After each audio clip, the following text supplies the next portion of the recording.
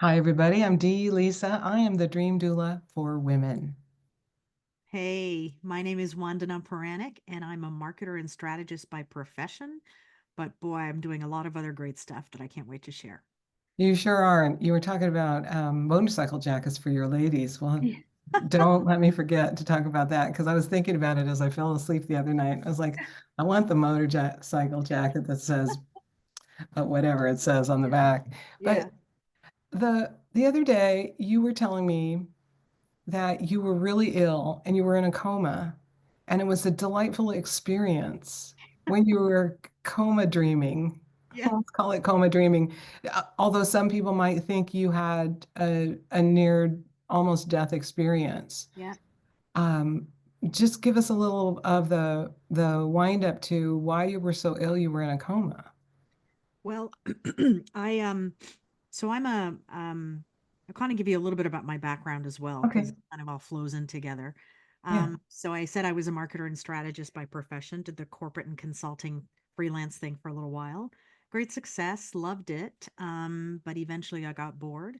I tend to get bored quickly. And you think like, wow, you tend to get bored quickly, but you stuck with it for 25 years. Well, when you're doing freelance work, you realize every project is different, right? So, but eventually you start to see the same stuff over and over again. And I was, I guess, just in awe, super impressed with um, the human capacity to brilliantly solve the wrong problems. And Ooh, say that again. That's I was brilliantly, I was in awe of the human capacity to brilliantly solve the wrong problems and doing it over and over again. So I'm on a quest to change that. And after I changed my business model and my brand strategy, I had the opportunity to be part of an anthology. I've done several anthologies since then, but that one in particular went on to become a Wall Street Journal and USA Today bestseller. And from cool. there, I got the opportunity to speak on stages, more academic stages. So Harvard, Stanford, Cambridge, Oxford, did a Toronto and Miami as well. And anyway, so it kind of did all the great things. Okay, stop a minute. Yeah. Wow. Yeah. You're just like listing off all these places. I I'm know just because you making, know what? It's just it's so in the past now. Like yeah. it's part of my history and I was also working on 5 books at the time. Okay. So it was craziness and then boom, all of a sudden I was hit with breast cancer. And that was Mm. about a year and a half. And which I was, okay, well, got to get through this like everything else.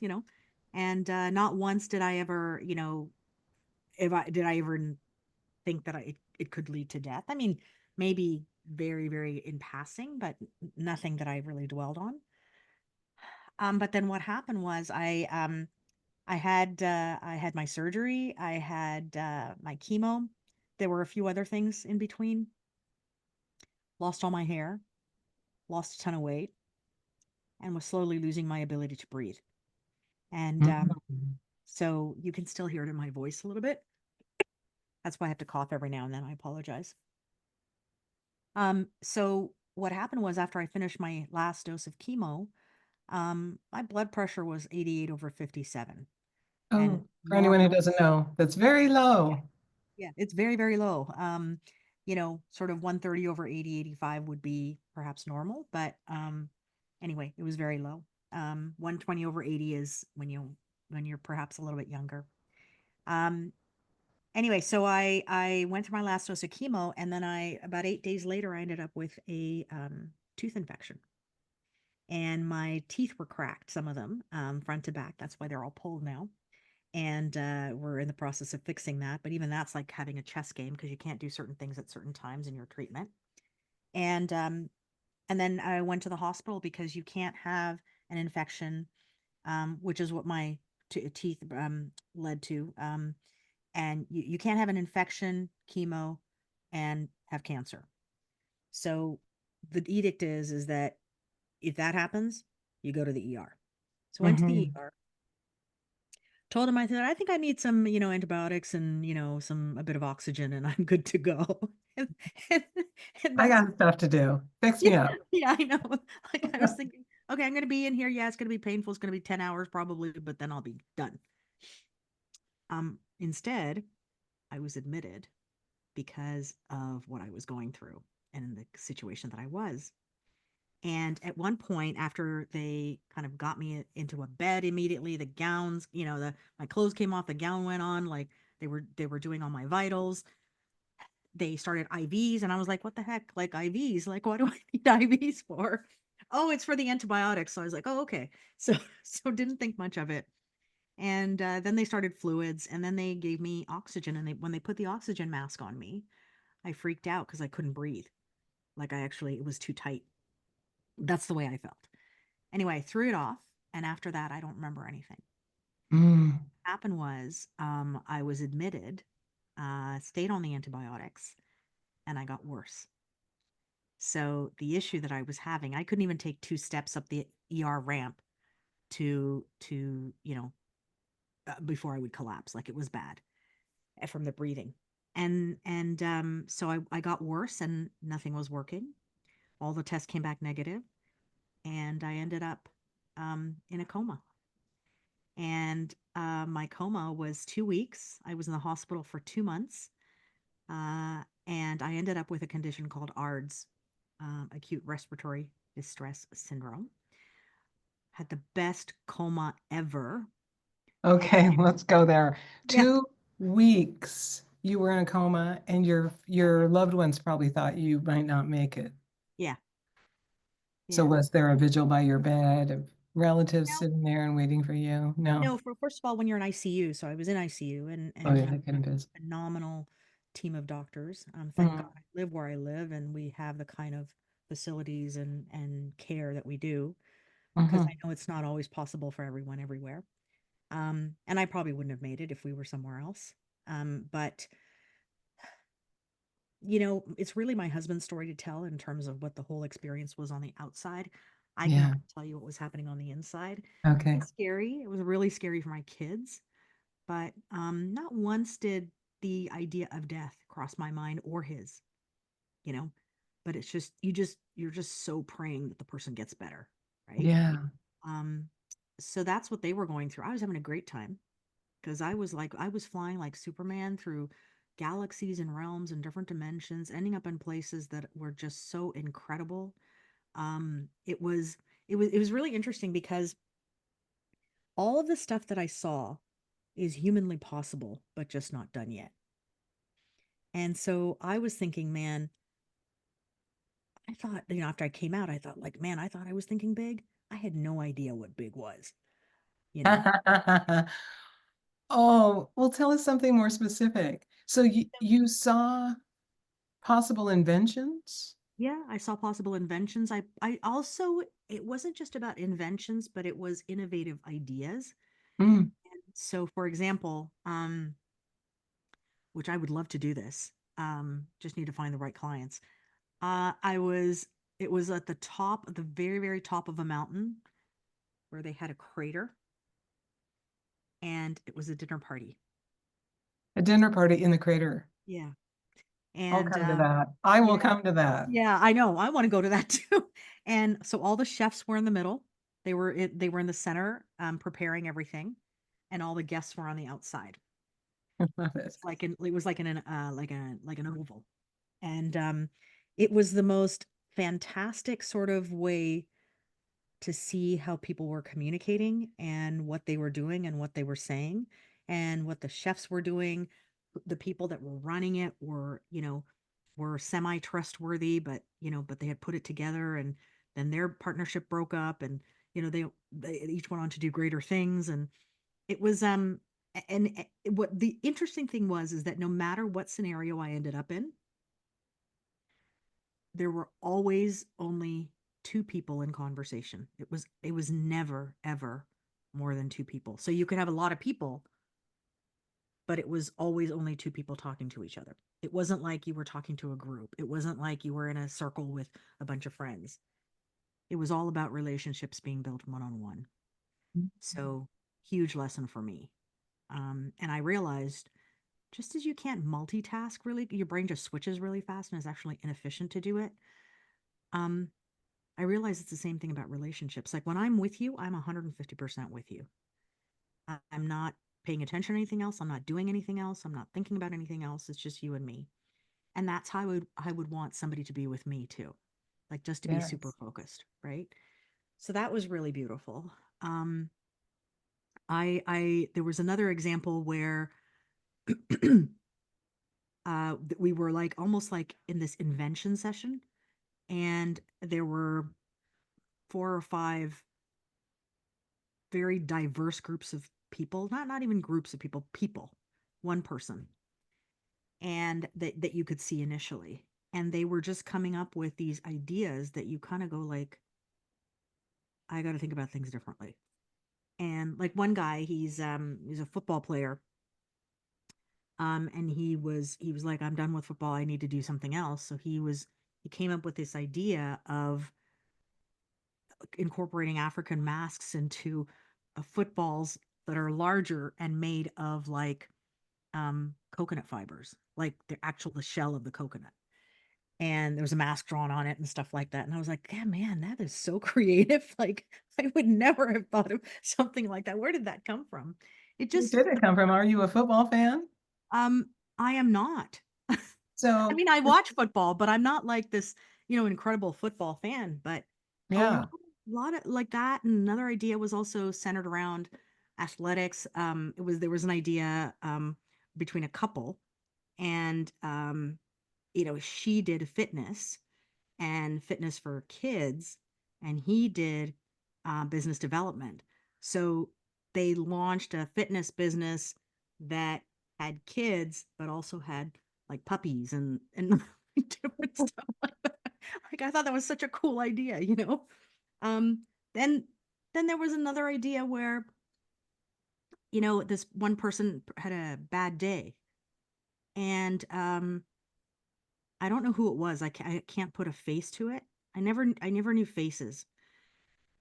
And she just had a bad day, so she had said to our group or whatever that we were chatting with, "Oh, I just had a really bad day." So there we ended up putting a gift bag on her doorstep. And in the gift bag, there might have been a little, something in there for her. But there was also a card, and the card said, "Let's do lunch." But lunch ended up being in like Paris. Like, you know, like it was just so unexpected. And I think I love this notion of the unexpected. It was like just one of those, wow, that's what we have to give each other. You know what's so interesting? This quote from someone else pops into my head while you're talking, and she says, The universe loves to surprise us. Yeah. And you are inside of that reality, Yeah. being surprised by All all the of these time. things you're watching and Yeah. listening to. Yeah. And this notion of discovery, I think we don't give it enough importance sometimes. It's like it can be in the smallest of things or really huge things. And I actually have developed a success model, and I had developed it before I went into my coma, which starts with the notion of curiosity, experience, discovery, making choices, adapting, and then recalibrating, and then the cycle starts all over again. So there's something magical in that, and I just felt like I want us to be discovering more. I want each of us to be discovering more. If Um, anyone could just get into the childlike, um, yes, I yes, live I live curiosity. near like a 2-year old, and I just saw her like go by in her little she's got like a big puffy skirt on and she's riding her little scooter, and I was like, oh, to be two again, Yeah, right? And yeah, to help adults remember that even though they might be trudging through their life or having a bad day, that there's some special spark of something they could discover. That's yeah. beautiful. And I think too that it's interesting because after being through my whole ICU experience, I 3 days after I got out of the hospital, I did my TEDx talk, Oh, and I know, crazy. wow. Yeah, I know, crazy. And I could barely Like, breathe. I gotta go. I got a TEDx Yeah, scheduled. No one at I'm the checking TEDx, out. did they know you were in a coma first, or they're just like, she's coming in three Yeah, days? I kept in touch with them. And it's like, you don't have to do it right now. It's like, no, I'm doing it now. Like, Yeah. you don't know when you're going to get the chance to do it again, right? Right Like, so on. Yeah. I didn't want to lose the opportunity, so I did it. Really tough, but there were three principles that I talked about that are all about solving the impossible. Mm, My coma kind of led into that because I had this amazing ICU experience as well. Um, and this is, a lot of what my husband told me and the kids told me. Um, but the three principles I talk about are number one, solving for the outcome and not the problem, because it mm. changes the rules of engagement. And That's it a real brain flip for most people. Most it people is. want Yeah. and like you said when we first started talking, most people solve the wrong problem Yes. and they want to solve the problem and Yeah. they forget like this little problem, they're like stuck in there, stuck in there, stuck in there, and forgetting what their vision is of where they're going and where they want to be. Yeah. That's exactly right. That's cognitive rigidity. That's Hmm. when you're stuck in something so much that even when new information comes at you, you can't absorb it because you're so focused on just doing this thing. Uh, Yeah. but the reality is you don't know if it's the right problem. How do you know? Do you know if it's the only one? Do you know if it's not reliant on anything else? Do you know that it's actually solvable? Are you sure it's not just an action you have to take versus a problem you have to solve? And the Mm. big one is, what if there's what if it's a problem you can't even see, you know? Yeah, you the saying you don't know what you don't know. Yeah. And in my mind, intelligence is really the way at looking at the same situation very differently. Yeah. And that's what I consider intelligence. Um, and we can talk about intelligence in a whole new thing too. Mhm. But that was the first principle, is solving for the outcome and not the problem. Second one was always living in a state of curiosity. Always, Mm. always, because it completely changes the way you are. It's active versus passive because you're making the choice to be curious. It is non-judgmental. It leads you away from anger and frustration and boredom. Always. If you and I are having a conflict, and we're on opposite sides of the fence and we're never going to agree, people say, let's agree to disagree. And do what? Like, I could never understand that. Agree to Um, disagree, and then let's just sweep this under the rug. yeah, That's what that instead of means. making a decision and moving forward, right? Yeah. People have a tough time making decisions. And so if I say to you, you know what? Instead of saying like, no, I disagree, let's agree to disagree. Instead of me saying that, if I said to you, D Lisa, you know what? I never saw it that way. Tell me how you got to that. I'm really curious to know more about how you got to the place where you're at. Yeah, that's beautiful. And the simplest way to say that is tell me more. Tell me more. That's what happens. Yeah. Tell me more, because it's so fascinating how other people think. It is. It really is. And I don't know if you live in curiosity, you're like, wow, like that's so cool. I never even thought of it that way. Or like, you know, Yeah. I can't believe I didn't know this beforehand, or whatever the thinking is. Yeah. Um, and then the third thing I talked about was intellectual humility. Realizing that we actually don't know everything, even if we think we do. We don't have to do things the way they've always been done. We don't have to abide by any rules if the rules need to be broken.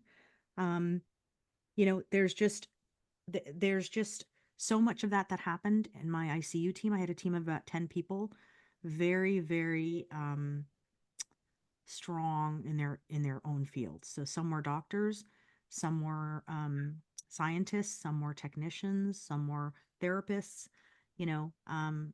all different kinds. And they would all meet together in my room at whatever 9 o'clock every morning and discuss my case. And my husband would be there too. And what was incredible is that the levels didn't matter, the countries didn't matter because it was an international team. The sort of um, who knows what field best didn't matter. It was all about tell me more. So when they were trying to figure out what was going on, and at this point, nobody can figure out what's going on. So they're all trying to solve for this outcome. Yeah. They're all like trying to be curious. What if we did this? What if we did that? And then one person from Singapore spoke up and said, when we tried it in Singapore, this is what we used and this is how it worked. And it actually had a better, result. The doctor pipes up and says, tell me more. I want to know more about that. So guess what? That could have been the thing that saved my life, you know? And it did. There were multiple things that saved my life. Um, and so that's kind of, what I talk about. And since then I've been doing podcasts, and then I got asked to speak in Iceland, so I'm doing that in April. I've been on the NASDAQ billboard uh, in Times Square. I'm going to be on some very well known magazine covers, digital covers.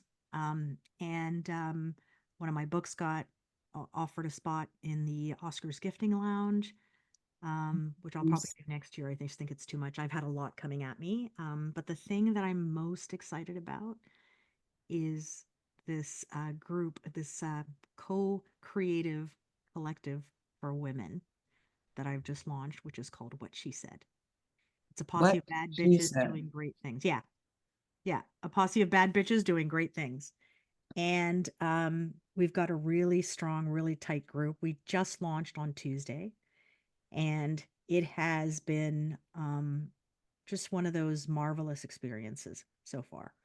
Um, Mm. and it's all about lifting women. And it comes from some of the stuff that was in my dreams. But the reality is that if my if my ultimate goal is to, solve the impossible and to help people um, be smarter thinkers and wiser and swifter decision makers, it goes across all platforms. And, there's a lot of skills that were never taught in school that have the ability to change the world, have the ability to change everything. And that's the things like creative problem solving, for example. We're never taught that. A lot of those principles Yeah. come. So, We're not taught that. In fact, the maybe at college level and maybe in one creativity class. yeah. Um, But you know that's who needs where, to be taught it? We need to be taught that in high school. or maybe even, I mean, get people in grade school because Yes. they, Yes. and the elementary school or whatever you call it in your country, like Yeah. they're already there. And then we pull them, we crush that out of them Yeah. to never teach it to them again. Don't we want creative thinkers? Yes. Don't we want creative problem solvers? Yes. Don't we just want creative people in the world? Yes. Yes. Big time. So when I you were drifting and dreaming in the coma, Yeah. saw creativity in a way that kind of blew your mind open. Yeah. And I'm a pretty creative person, or so I Yeah. thought.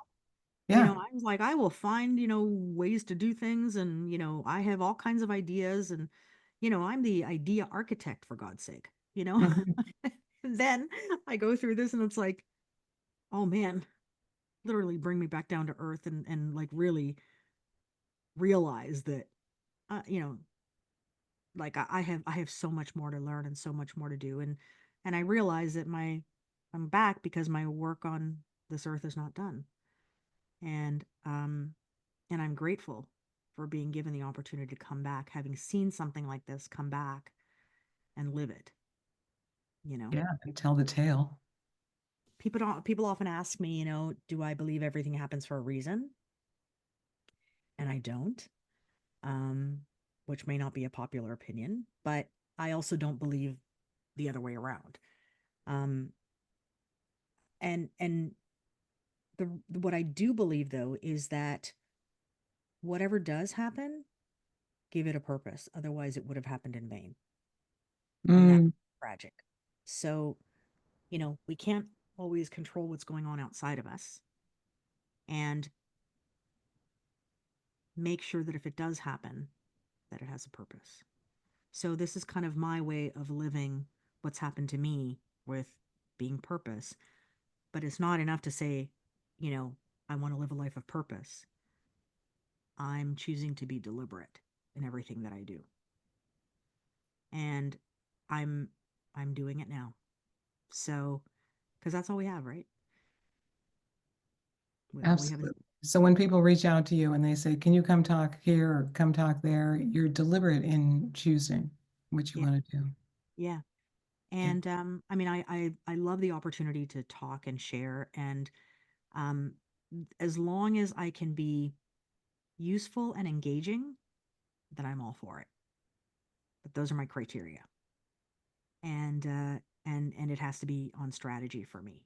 So if I don't have if I'm just talking to bunch of people who are thrown into a room, and I can turn an audience around, but to me it's more about being being around people who are open-minded and who are ready to absorb whatever is in front of them for what it is. If they're really curious and they think that they don't know everything and they realize they don't know everything.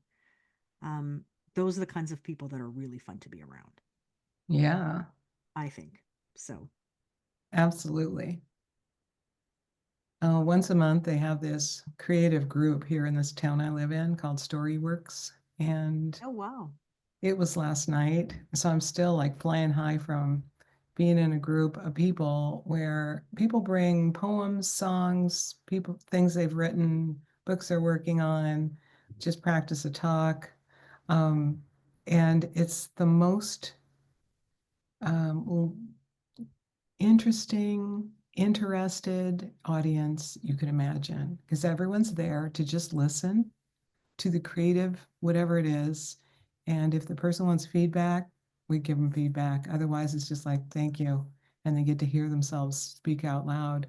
But to just be in a group of people who are all being creative and sharing vulnerably this create Yes, whatever they just made, it is such an honor to watch people kind of blossom out of their they big have an time. idea, they Yeah, wrote it down, they never spoke it out loud before, and here they are.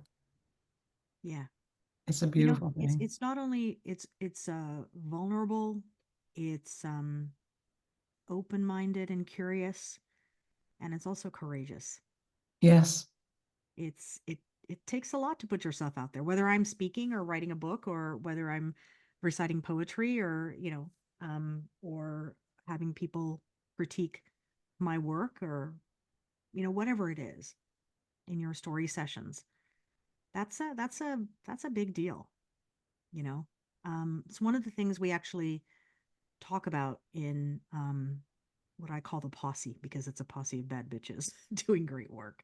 So, so that's what we talk about. And what we're doing actually is in in in the posse we have groups of 5 to 7 women um who act as your board of directors. So you're part of this group and everybody else is your board of directors. So imagine it like that. So they're each called squads. So each squad has 5 to 7 people and and each board is responsible for growing your business. So it takes away a lot of the anxiety that women have or concerns that women have, whether it's about being lonely or not having creative ideas, not having the resources, not feeling open and free and vulnerable to say things we want to say. Um, it takes away a lot of that negativity and it's really focused on growing whatever business the woman is in. It could be a philanthropy, it could be art, it could be a business that she runs, it could be corporate, um, sports. We have women from all kinds of backgrounds, which is it's really cool. Um, and it's a pretty tight group. So we will, each squad is very much like a team. And they work together not only to build your business, but also to grow and lift the woman behind the business. I So love it. It's like a brilliant mastermind, like yeah. Napoleon Hill's concept, right? Yeah, it is. And it's like the best way I can describe it, it's like having surround sound, Oh, I like that. you know? It's all you're gonna have all of you guys playing against I don't mean against as an opposite, but coming together and bouncing each off of each other and the ideas and the camaraderie and the results. that you get are incredible. It's something that you'll never experience anywhere else, you know? No, and I think it's so beautiful that you're doing this with women. I listened to my favorite local minister here, who's 81, do a talk yesterday, and she said, "How many of you in this group have had mothers that were in business for themselves?" And like there was a room of 30 people, two women raised their hands. She goes, "Okay, yeah." So we're all business women in this group. Wow. And what did we learn about what we should do in the world? We learned we were women and we should give it away. Somebody wants something, we help them. Did we charge them for it? No. And so a big thing about women in business is getting over this reality that women are the givers, women are the caretakers. Women do all this work that they don't necessarily get compensated for. And then you have to flick your mind around to be a badass businesswoman, Yeah, you right? do. But the thing is, okay, so I interviewed about 200 plus women before I started this. Hmm. And there were three things that women were looking for in like as sort of the top things. One was honesty. So not authenticity, because authenticity is price of entry. Of course you're going to be authentic. It's like when Yeah. somebody says, to be honest, well, yeah, I assume you're going to be honest. Like, or, in my opinion, well, yeah, of course it's your opinion. Like it's one of those Yeah, like statements where you truth go, be okay, what's the told, value of of that? course. Yeah. Yeah. Not to offend or anything, which means you're going to be offensive. Like. Yeah. It's like one of those statements, you want to be authentic. It's like, well, yeah, of course. Um, so authenticity is the price of entry now. What women really want is honesty. Tell me what I need to know and what I need to do to help myself and my business grow, whatever business I'm in. Yeah. You know, be Yeah. really honest with me, but be kind. So honesty with kindness. But don't beat around the bush. Don't, sugarcoat it. That's not what I'm asking for. But say it in a way that's motivating for me to listen to and then get it out. So what happens is before you just speak out necessarily, it's far better if you write down your question for that Mm. person. So even on like when I'm doing calls and stuff, before you ask the question, write it down because otherwise people kind of go on and on and on and on. You kind of lose the plot. So write the question down. So be honest and be kind. Second thing that women wanted was visibility. So I'm not just talking about visibility in terms of, your profile and the tangible stuff like the speaking, the writing and the podcasts and, being on stage and all that kind of stuff. It was more about when she walks into a room and opens her mouth and says something, people will say what she said. Mm. That's the name of the group. Um, so giving her that honor and respect because she owns and deserves it. Yeah.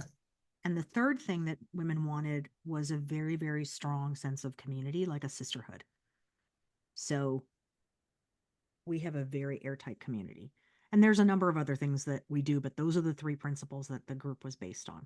I didn't want to create just another networking group because I'm not about the numbers. It's not about the quantity for me. It's about the quality of women that are there. So there's a Mhm. lot of women who are not appropriate for our group. They all they want is kind of this to create like this aura of being something special, and but to me it's not the appearance, it's the essence. you know the essence is what matters. Um so it's been a really fun process. It's been challenging, really challenging, especially because of all the health situations that I've gone through. um and I only completed my uh radiation at the end of the summer. So it really hasn't been that steady. And then I had to have dental surgery because I was telling you about my teeth. Like, there were just so many things and they continue. Um, Yeah, I know another a woman here in town who's her post cancer journey is still, yeah, still yeah, continuing with it's surgery unfolding. on her jaw and getting Yeah. new teeth so she can talk, and Yeah. um it's years after she did her chemo. Yeah. I mean, I'm going to be on meds for probably, well, at least the next 5 to 7 years. And I'm having two more meds added to my already 25 pills a day. So, Mm. yeah. So it just, but I'm not going to dwell on that. Like that's not interesting for people. And it doesn't, like, to dwell on that part of it is not something that, I ever choose to do.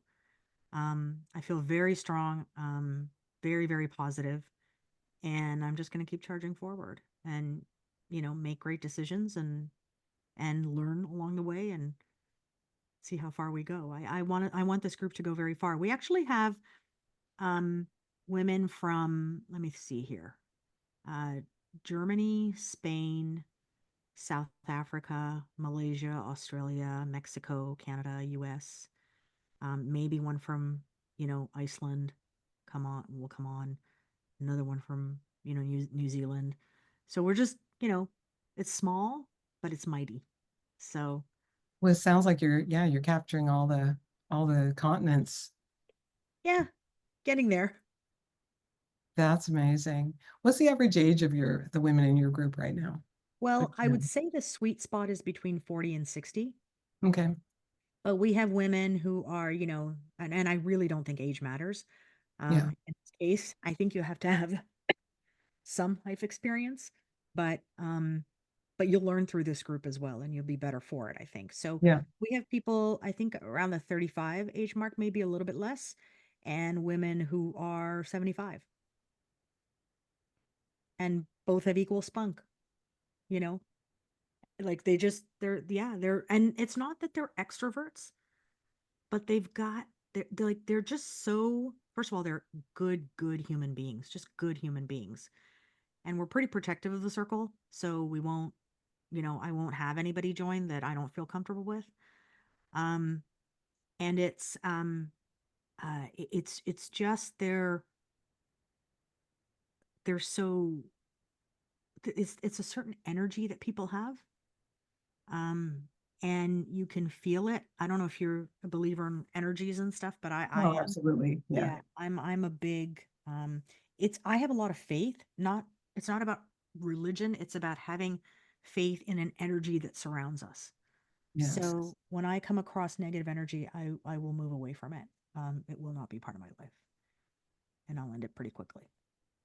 So everybody that's there has a really um positive, progressive mindset. And I the women that are part of this group are ambitious, audacious women who are outliers. They know that they're meant for more. They haven't figured it out what it is yet, but they also know that success is a never-ending cycle, right? It's self I This model that I have is self-perpetuating and everlasting. And that's the way it should be. Because, when I was interviewed for that first anthology, they asked me, so what is it, that big moment in your life that changed everything and made you so successful, the success that you are today? And I was like, I got nothing, but at the same time, I have everything, because everything that I am today is part of what happened to me in all of the rest of my life. And I have to tell you, I would hate to think that I have arrived. How depressing is that, to think that you're done? You know, you're never done. Yeah, I believe if you woke up today, you're not done, or life is not Love done that. with Love you. that. Yeah. Yeah, you still have at least another day of life. Yeah. And I know women that are in their 80s and in their 90s who are still badass bitches, Yeah. writing books and doing Yeah. talks and Yeah. inspiring people through so many life experiences. And yeah, it's so beautiful to think that every single human on the planet, unless they're just really asleep, has a dream or a goal or something they would love to do. And just like you said, and then maybe they do that, and maybe they change their mind, and then there's another thing that they would love to do, Yeah. and another thing, and another thing. And I think some people think, oh, I'm so scattered, I have so many ideas, yet maybe that's the creative energy just flowing through you, giving you all these ideas. I think it's the really cool thing about being in a group, and being in a group that's not always large, being in a Yeah. tight group, and also a slightly larger group too, is that you bounce off of each other, right? You grow, like you learn to form connections with what somebody's saying and what you could be doing and what is good for you and how can we do that together? How can I implement that? And you can there's so many awesome ways to run a brainstorming session, for example, because you could um come up with something as inanimate as like a tree and relate it to business or relate it to a venture, relate it to what you want to do. And like, the tree has branches, the branches has leaves, and then there's nests, and then there's birds. And if you so what if you were to build nests? What if you were to call these squads nests instead of squads, right? Like, so Yeah. things like that, like you can really start to draw connections. And like, the trees are like nerves. They're like branches and they're nerves. They're like nerve endings, and at the ending there's a leaf, and you know there's The leaf is quivering in the wind, yeah, yeah, or yeah. maybe it falls off because it's Yeah. fall. So how does that lead to your business? How could that relate to your business? Like, it's the world is an incredibly fascinating place. The mind is an incredibly fascinating place. I One of my books, which is called Might, that's the one that, is about um might as in power, how to solve the power to solve the impossible. Excuse me. And might as in possibility. So how might we solve this? Yeah. So, what do you do when you've tried everything and nothing seems to work, or you don't even know where to begin? Go to this book. This book will help you. And I just think that the possibilities are really endless. And if there's one thing that I want people to feel when they come into contact with anything that I do, anything that's part of my brand, is feel limitless. So that's my overall goal. When people come in contact with you want them to feel limitless. Yeah, like they Oh, can that's anything. such a great mic drop moment. Oh, We will put all the ways to find you in the show notes. And so lovely to have this chat with you and be a fly on the wall in your coma fly. yeah. So So good. cool. That was so cool. Thank you so much. I You're appreciate you being on the you're so podcast. welcome. I appreciate being here. Thanks, Lisa. All right.